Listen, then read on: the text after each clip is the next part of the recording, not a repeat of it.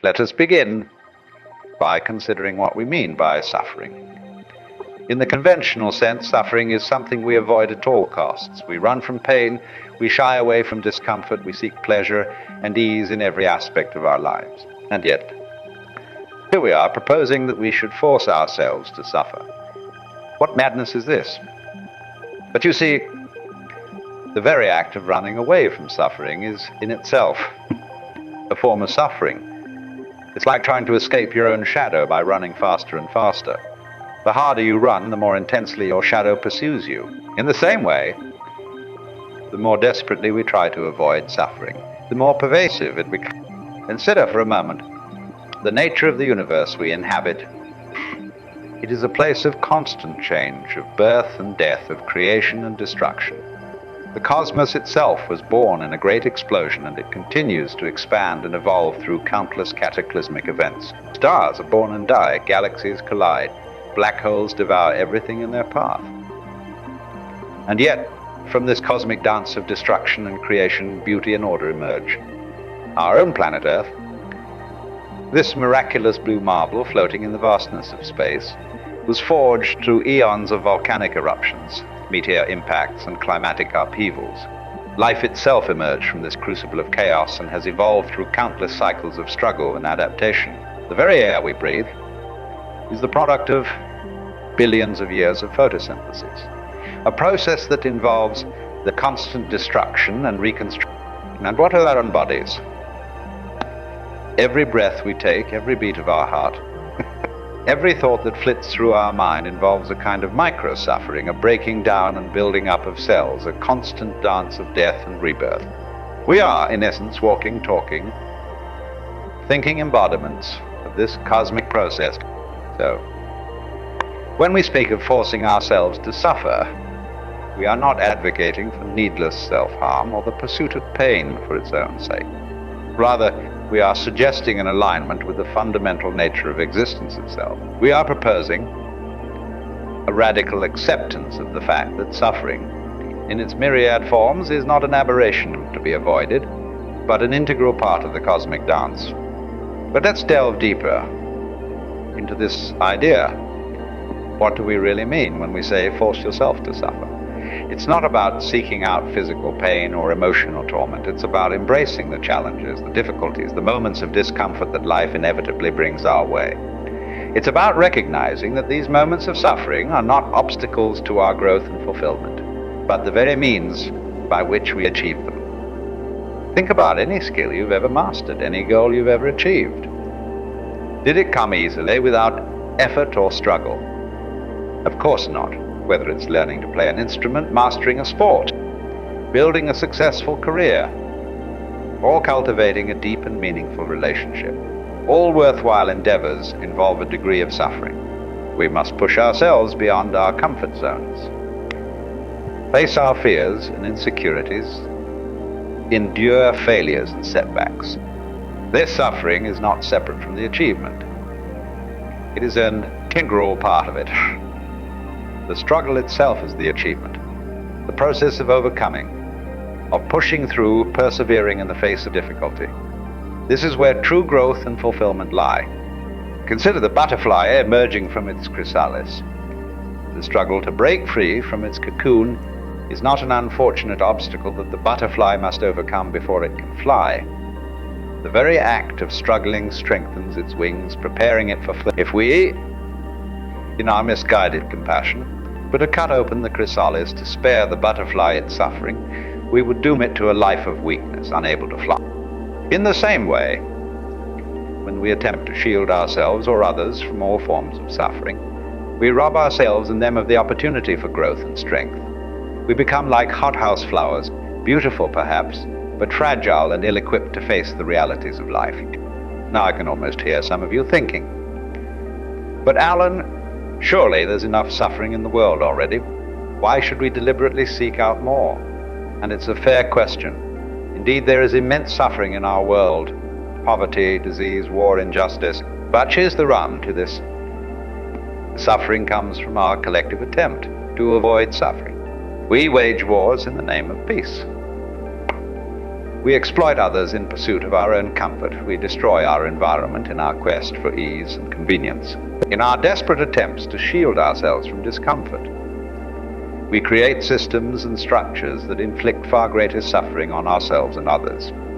What if, instead, we were to embrace a different paradigm? What if we were to recognize that suffering, in its various forms, is not an enemy to be vanquished, but a teacher to be respected? What if we were to willingly engage with the challenges and difficulties that life presents, rather than constantly seeking to avoid them? This is not to say that we should passively accept injustice or unnecessary cruelty, but by changing our relationship with suffering, by seeing it as an integral part of the human experience rather than an aberration to be eliminated at all costs, we open ourselves up to a profound shift in perspective.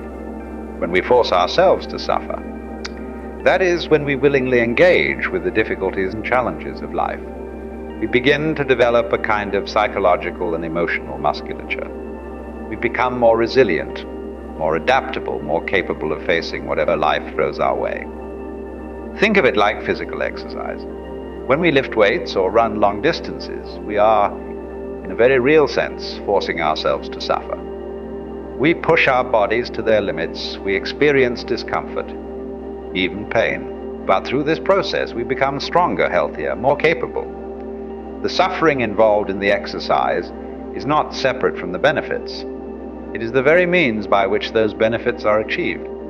In the same way, by forcing ourselves to suffer in other areas of our lives, by tackling difficult problems, by facing our fears, by pushing beyond our comfort zones, we develop our mental, emotional, and spiritual capacities. We become more fully ourselves, more fully alive.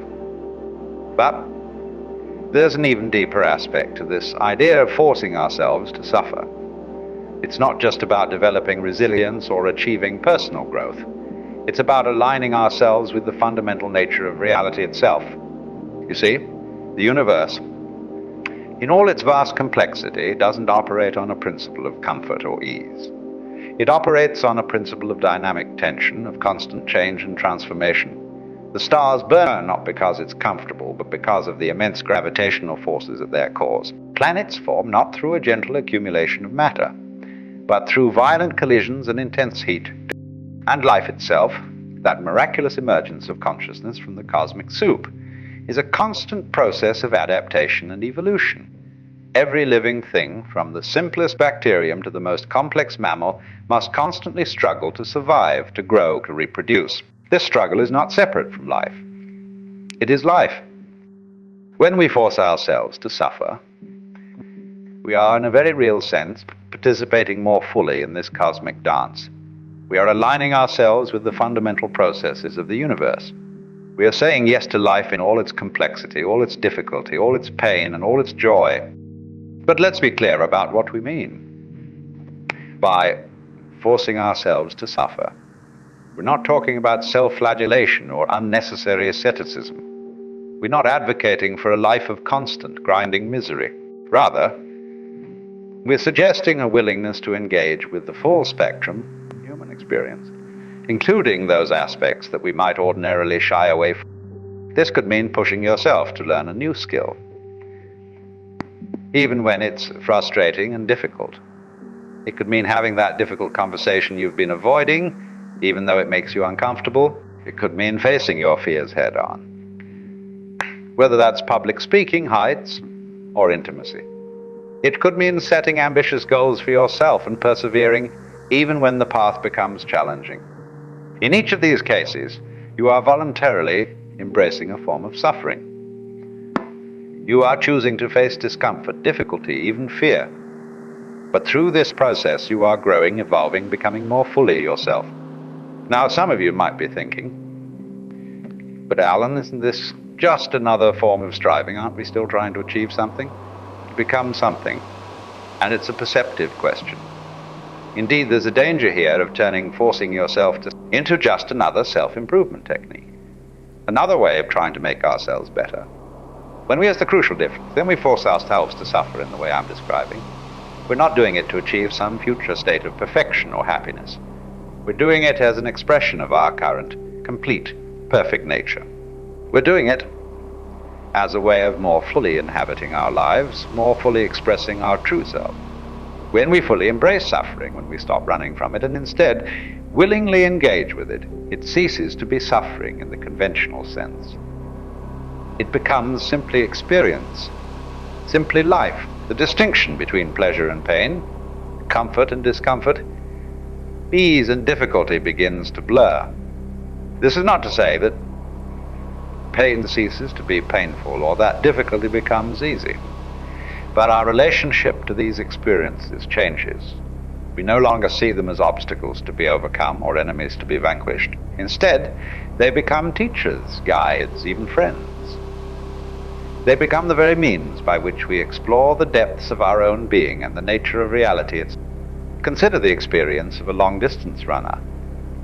To an outside observer, the act of running a marathon might appear to be a form of self-imposed suffering. And indeed, it involves physical pain, exhaustion, and mental challenge. But ask any dedicated runner, and they'll tell you that the suffering is not separate from the joy. The pain, the exhaustion, the mental challenges, these are not obstacles to be overcome, but the very essence of the experience. The suffering is the reward. In the same way, then we force ourselves to suffer in other areas of our lives. We begin to discover that the suffering itself contains its own rewards. The difficulty of learning a new skill becomes inseparable from the joy of mastery. The discomfort of facing our fears becomes one with the exhilaration of overcoming them. The pain of emotional vulnerability becomes indistinguishable from the depth of connection it allows. But let's take this idea even further. What if we were to apply this principle not just to our personal challenges and growth, but to our relationship with the world at large? What if we were to force ourselves to suffer by fully engaging with the pain and suffering of others of our planet? In our modern world, it's all too easy to insulate ourselves from the suffering around us. We can change the channel when we see disturbing news. We can scroll past posts about injustice or environmental destruction. We can retreat into our comfortable bubbles of like-minded individuals. But what if, instead, we were to force ourselves to confront these realities head-on? This doesn't mean wallowing in despair or becoming overwhelmed by the world's problems.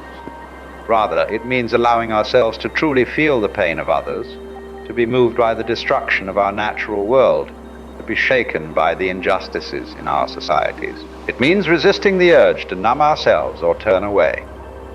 When we force ourselves to suffer in this way, something remarkable happens. We begin to feel more deeply connected to the world around us. We begin to recognize our fundamental interconnectedness with all beings, with the earth itself, and from this place of connection, of shared suffering, true compassion, and meaningful action can arise. This is not about guilt or self-flagellation. It's about opening ourselves up to the full reality of our world, both its beauty and its pain. It's about recognizing that our own well-being is inextricably linked to the well-being of all beings. When we force ourselves to suffer in this way, we begin to transform our relationship with the world. We move from a stance of separation and self-protection to one of engagement and interconnection. We become more fully human, more fully alive. But here's the truly radical idea. What if we were to extend this principle even further? What if we were to force ourselves to suffer by fully embracing the fundamental uncertainty and impermanence of existence itself? You see, at the root of much of our suffering is our desperate attempt to find certainty in an uncertain world, to find permanence in a universe of constant change. We cling to our beliefs, our identities, our possessions, our relationships, trying to create islands of stability in the ever-shifting sea of existence. But what if, instead of resisting this fundamental reality, we were to lean into it? What if we were to force ourselves to suffer by fully embracing the fact that everything is in constant flux, that nothing lasts forever, that we ourselves are not solid, unchanging entities, but rather processes, flows of experience in constant transformation? This is not an easy thing to do. Our minds rebel against it. Our egos fight it tooth and nail. To fully embrace impermanence and uncertainty feels to our conditioned minds like a kind of death, and in a sense it's the death of our illusory sense of a separate, permanent self. When we force ourselves to suffer in this way, when we fully embrace the impermanence and uncertainty of existence, we paradoxically find a kind of freedom and peace that we could never achieve through our attempts at control and certainty. Then we fully accept that everything is changing, that nothing lasts forever. We can begin to truly appreciate the present moment. We can stop grasping at experiences, trying to make them permanent, and instead fully inhabit them as they arise and pass. When we embrace uncertainty, we open ourselves up to the infinite possibilities of each moment. We stop trying to force reality to conform to our expectations and instead become curious about what each new moment might bring. This doesn't mean we become passive or fatalistic. On the contrary, by embracing impermanence and uncertainty, we become more fully engaged with life. We recognize that our actions matter precisely because everything is interconnected and in constant flux. We understand that we have the power to influence the flow of events. Even if we can't Now I can almost hear some of you thinking, but Alan, isn't this all rather grim? Are you suggesting that life is just suffering, that we should give up on happiness and joy?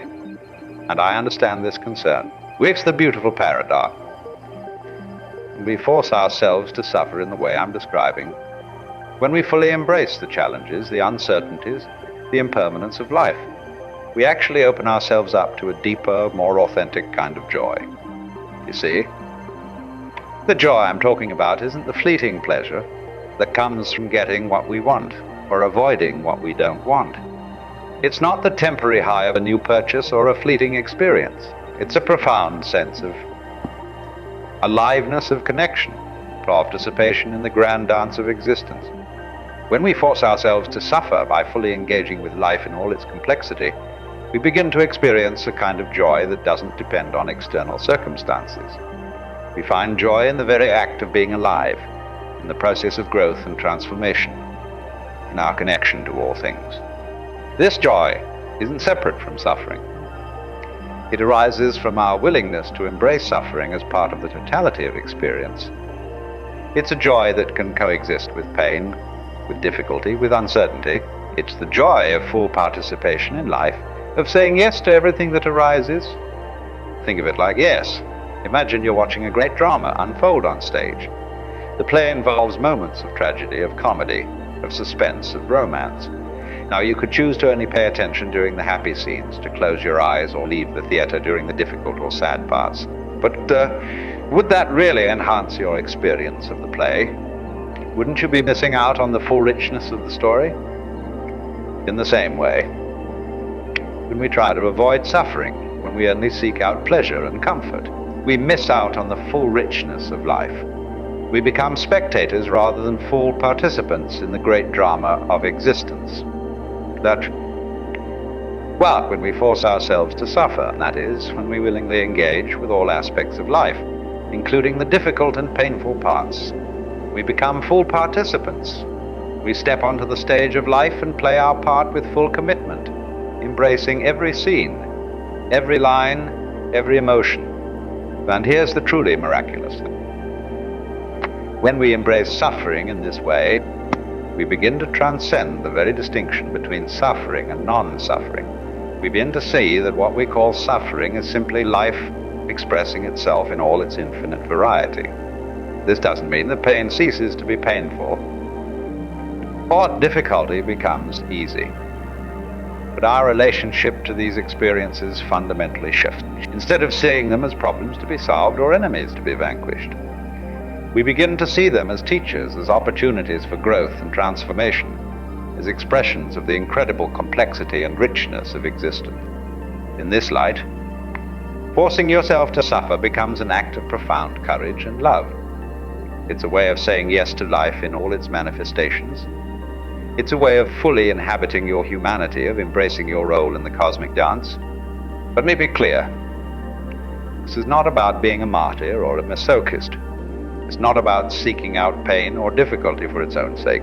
Rather, it's about developing the courage and the capacity to face whatever arises in your life with openness, curiosity, and engagement.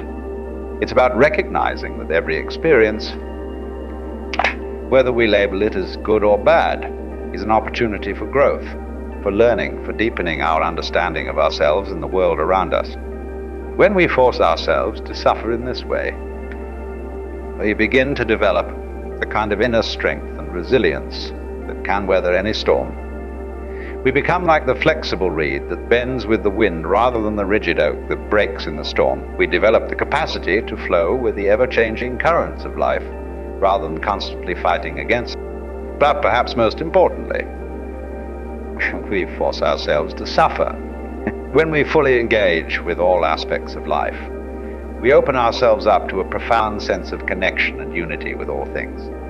You see, our attempts to avoid suffering are, at their core, attempts to maintain a sense of separation. We try to protect our individual selves from pain, from difficulty, from the harsh realities of the world. But in doing so, we reinforce the illusion of a separate self that stands apart from the rest of existence.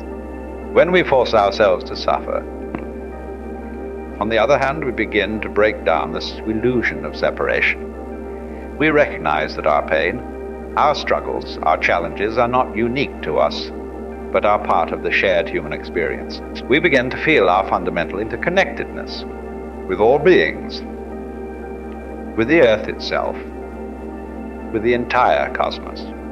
And from this place of connection, of unity, a profound sense of love and compassion naturally arises. Not the sentimental love that depends on getting what we want, but a deeper, more encompassing love that embraces all of existence, including its pain and difficulty.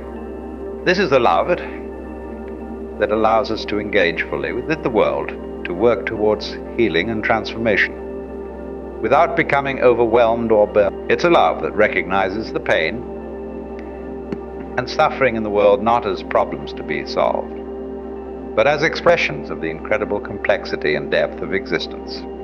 So, my friends, I invite you to consider this radical idea.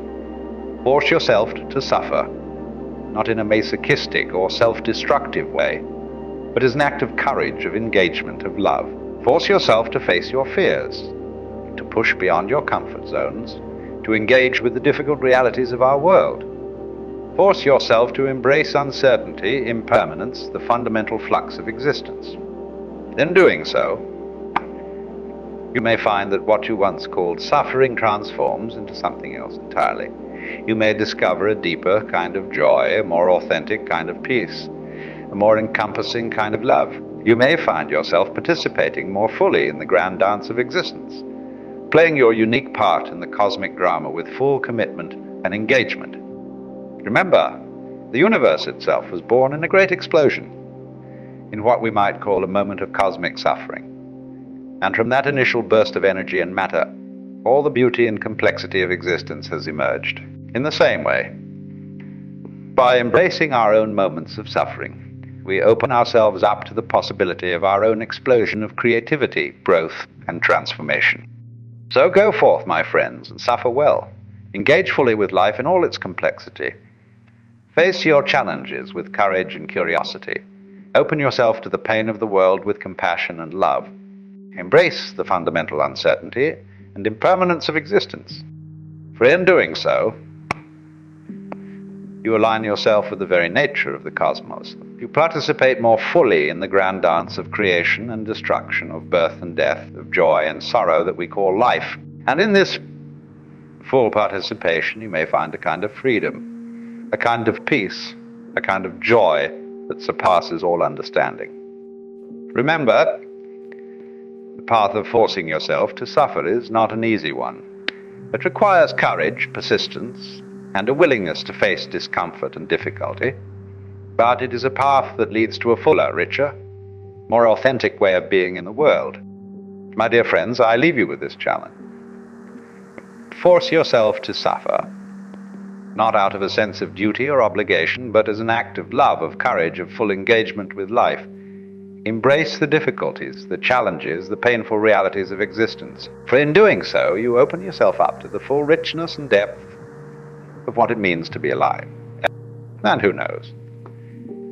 In forcing yourself to suffer, you may discover that what you once called suffering was simply life itself in all its raw, beautiful, terrible glory.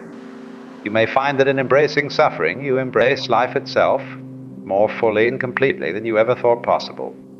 So, go forth, suffer well, and in your suffering, may you find the deepest joy, the most profound peace, the most encompassing love. For this, my friends, is what it truly means to be alive.